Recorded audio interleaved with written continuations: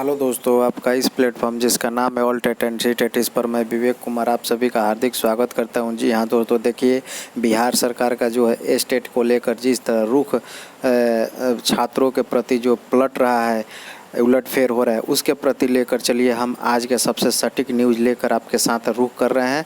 मेरा वीडियो पसंद पड़े, अच्छा लगे तो लाइक शेयर सब्सक्राइब जरूर कीजिएगा। चलिए हम न्यूज़ की तरफ देखते हैं कि आज का ताज़ा न्यूज़ क्या है।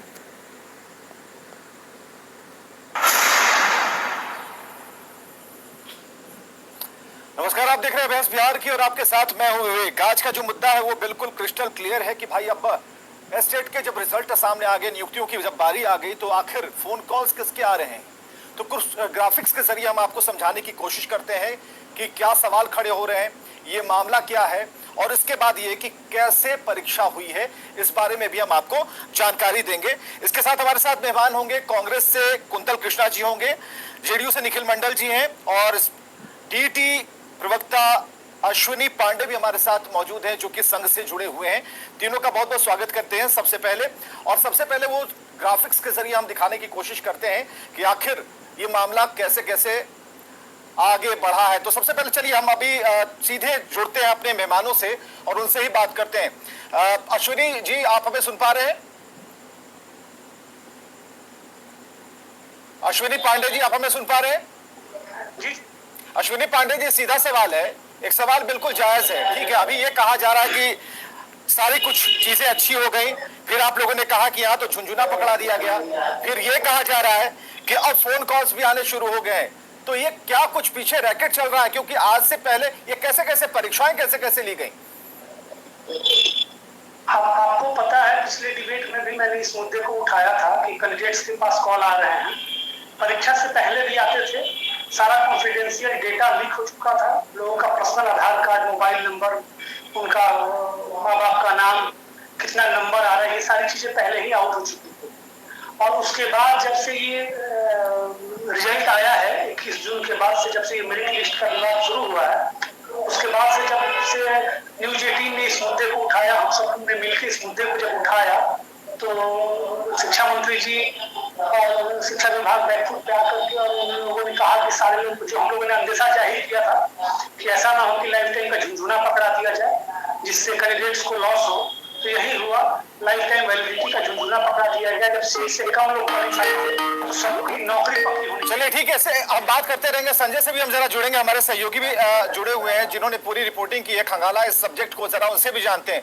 3 से 4 कॉल ऐसे हैं, और खासकर उन नंबरों पर जो हमें उपलब्ध कराया गया, खुद मैंने बात की तो संजय ये हमने पाया, क्योंकि आज जब हमने उसी नंबर पर यह देखने के लिए कॉल किया कि सही में बात क्या है, तो साफ तौर पर मुझे भी कहा गया कि आप अपना एडमिट कार्ड भेजिए, काम हो जाएगा। हमने कहा कि 4 से 5 लड़के हैं, काम हो जाएगा, तो उन्होंने कहा कि नहीं, निश्चिंत होकर के भेजिए, कहीं कोई दिक्कत नहीं है। संजय, जरा इस पर एक पारखी नजर हमें जरा देकर बताइए।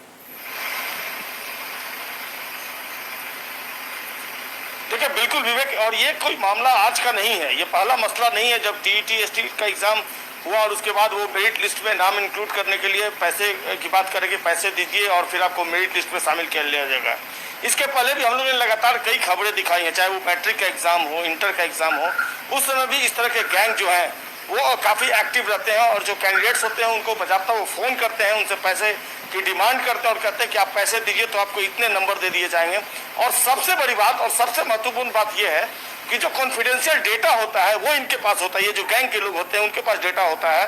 और कई बार तो हमने खबर चलाई थी कि जो नंबर वो सेव करते हैं उसमें वो ट्रू कॉलर में आप देखेंगे कि बिहार बोर्ड के किसी एम्प्लॉय के रूप में उनका नंबर आता है, लेकिन हकीकत में जब उसकी जांच की जाती है तो ये बिहार बोर्ड के एम्प्लॉय नहीं पाए जाते हैं, ये निश्चित तौर पर किसी गैंग से रिलेटेड होता है। लेकिन सबसे बड़ा सवाल यही है कि जो कॉन्फिडेंशियल डेटा होता है ये इनके पास कैसे चलाता है। कहीं ना कहीं बिहार बोर्ड की जो खामियां हैं, देखिए बिहार बोर्ड, अगर आप टीईटी का एग्जाम हुआ है, इसने इसके बाद इसको बेल्ट्रॉन को दिया, बेल्ट्रॉन ने किसी और को दिया, और उसके बाद जो कॉन्फिडेंशियल डाटा है वो परीक्षार्थियों को बताया जा रहा है कि आपका मेरे पास है। चलिए, इसकी बात तो समझ में आती है, लेकिन मैट्रिक और इंटर का जो एग्जाम होता है वो सारा कुछ बिहार बोर्ड द्वारा संपन्न करवाया जाता है, तो उस समय कॉन्फिडेंशियल डेटा जो वो कैसे सामने चला आता है? तो कई लूप होल है और इसको दुरुस्त करना बहुत जरूरी है। जी विवेक, हाँ बिल्कुल सही आपने कहा। कुंतल कृष्ण भी इस वक्त हमारे साथ हैं, उनसे भी जरा बात करते हैं, लेकिन जरूरी है कि जेडीयू प्रवक्ताओं से भी जाना जाए कि सरकार ने अगर, बोर्ड ने अगर कह दिया भाई निखिल मंडल जी कि आप एक परीक्षा लें, बेल्ट्रॉन के पास अभी उतना बड़ा इंफ्रास्ट्रक्चर नहीं है, उसने किसी एक कंपनी को हायर कर लिया, उसे दे दिया, लेकिन जो डेटा की चोरी है ये क्यों हो रही है? क्योंकि पहली बार नहीं हुई है, इस बार इसलिए हम कर रहे हैं क्योंकि हमारे मोबाइल पर 3 से 4 कॉल ऐसे आए और उन नंबरों के सत्यापन के लिए हमने कॉल लगाया तो ये बातें स्पष्ट हुई, उसमें एकदम बिल्कुल क्लियर हुआ कि कोई ना कोई व्यक्ति, कोई ना कोई एक ऐसा गिरोह है जो सक्रिय है, जो चाहता है बदनाम करने के लिए। फिर एक सवाल ये होता है कि हमने जब बैकफुट पर खेलना शुरू किया तभी तो गेंद विकेट को लगी, यानी कहीं ना कहीं गलती भीतर खाने में है। हमें जरा ये बताइए, आप तक ये बातें कैसे पहुंच रही हैं और सरकार के पास क्या जवाब है इसका? विवेक जी, सबसे पहले तो आपके रिपोर्टर संजय जी ने जो रिपोर्टिंग की उसकी आवाज हम तक नहीं पहुंची, तो मैं बहुत कुछ स्पष्ट तौर पे नहीं कह पाऊंगा कि उन्होंने क्या क्या सवाल उठाए।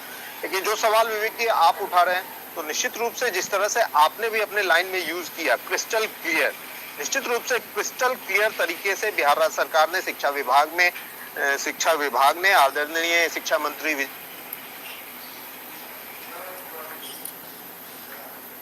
और बहुत ही जल्द समय को देखते हुए, क्योंकि ऑलरेडी लेट हो चुका था, सब कुछ उन्होंने रूपरेखा तैयार की और सब कुछ सामने है, मीडिया के तहत, सोशल मीडिया के तहत सब कुछ सामने है।